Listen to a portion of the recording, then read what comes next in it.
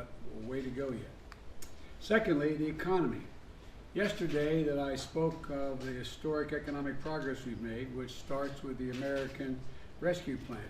Shots in arms that saved a lot of lives, checks and tax cuts to give them just a little extra breathing room, ordinary Americans, and lower health care costs, just when so many Americans needed that help.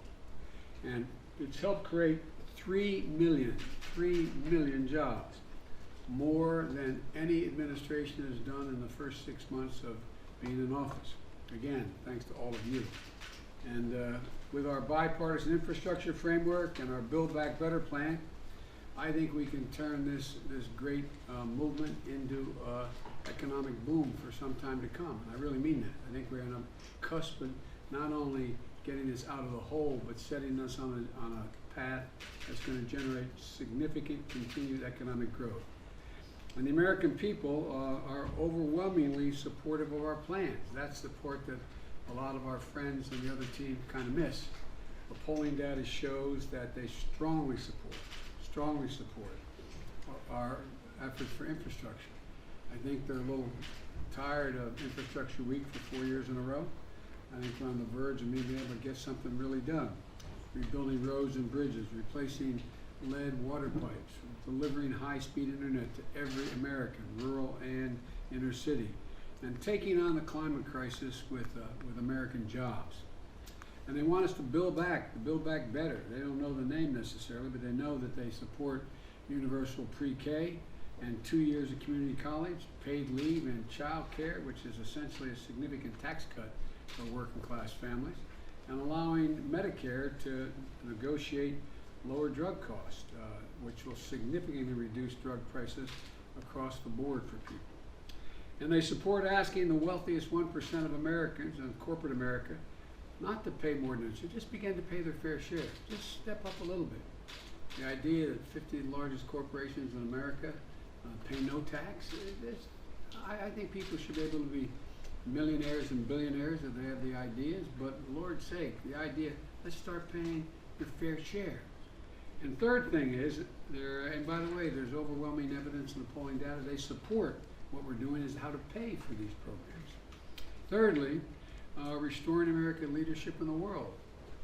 I know you all have, those of you who travel around the world, I know our ambassador to the United Nations knows it full well, that America was really behind the 8 ball the last 4 years. We've lost a lot of our standing. I don't have to tell that to my buddy sitting to my right here, the Secretary of State. He understands it well.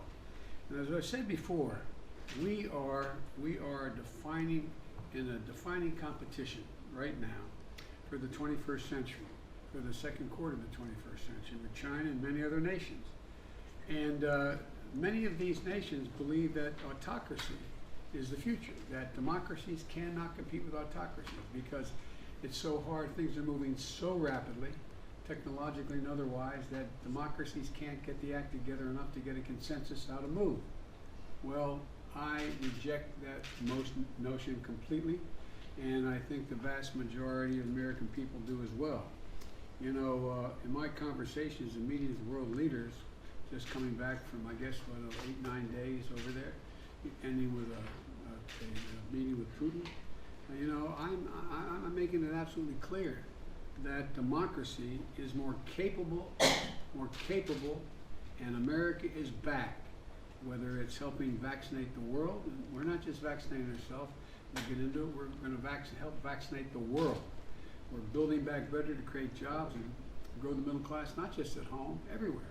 It's in our interest that the economies of these other nations grow. And we're going to lead the fight against the climate crisis and tackling the challenges of cybersecurity. We've been very clear to our other nations as to what we expect in terms of their conduct. And finally, there's much more to be done and so much more to do. Tackling voting rights, which is an existential threat to democracy right now. The things that are being asked are just beyond the pale. And the Vice President has been working hard on this issue and going to continue to. We all are, but there's much more to do. We have to tackle the immigration problem, which we're working really hard to get done in a humane and serious way. Police reform and crime. And the bottom line is we're delivering on our promises. We have to deliver on all the promises we've made, because I think we're in a situation where the vast majority of the public agrees with the essence of what we're trying to do. And so I just think that we're showing there's nothing that America is unable to do when we do it together.